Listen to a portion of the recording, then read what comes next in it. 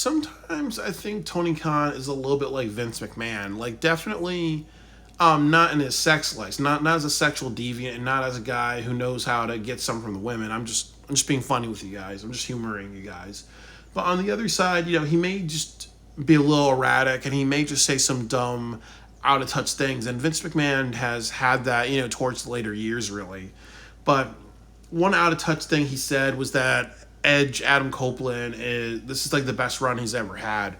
And definitely that's not true in any regards. One thing I really appreciate about Adam Copeland is that he really cares about being in AEW, and I really, really respects that. He's definitely comes off as a trooper. And you see that with Will Ospreay and a few other people. It really comes clear to them that they know that there's issues with AEW. They know that it could be a bigger and better deal, and they have the option to give it their all, do things, and just make money or just be a bigger deal, really.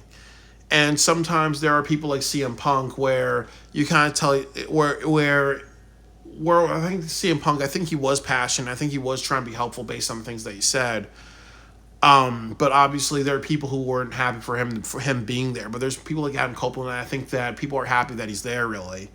But I really appreciate Adam Copeland for being one of those wrestlers that, he definitely just cares about being there. He definitely cares about making sure whatever Tony pays him, he's just making sure that Tony gets a value from that. He's really committed to actually being the best version of himself, and I really appreciate that, and that's really important. And I say that because that's all good stuff. But the other issue with Adam Copeland is this is not.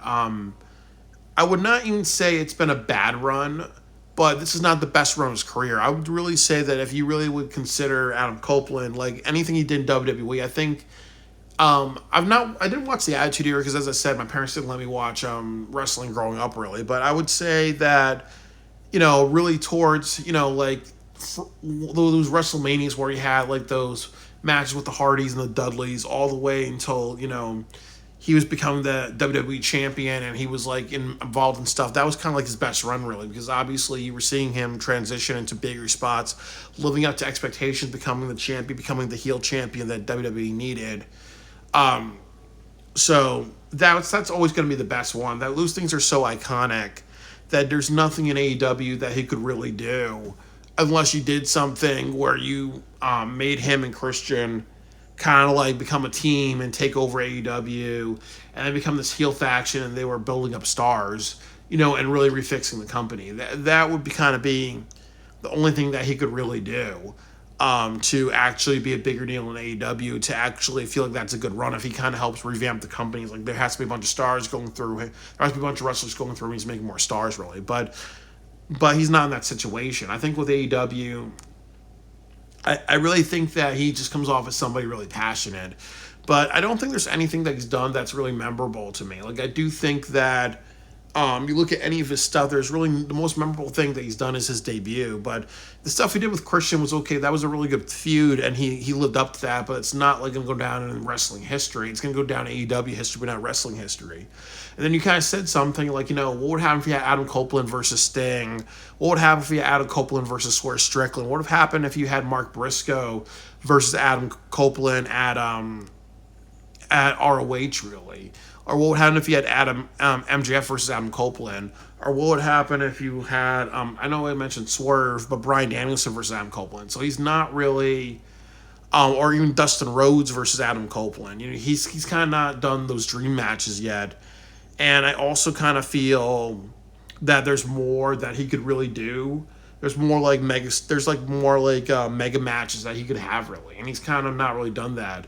The only like dream match thing that he's done was him versus Christian. And that's that, really. When I think that, it would have been cool if he did, as I said, I would have liked to see Sting versus Adam Copeland. Like, imagine like the reaction if you had that. But they didn't go in that direction, really. So I do think that, as I said, there's a lot more that Adam Copeland can do.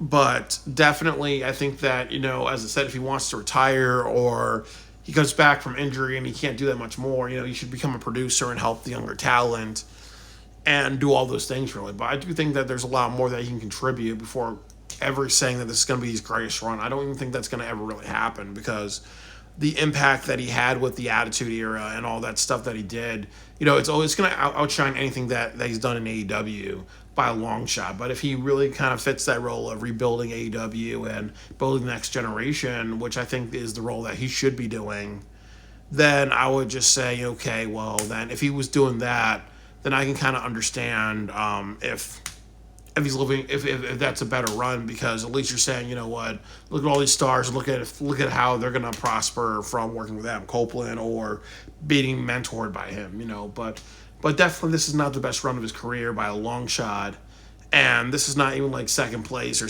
third place or fourth place or fifth place really, so this is like not even like 10th place or maybe like top 30 or 40, I would say, but definitely not the best run of his career. It's definitely hyperbole.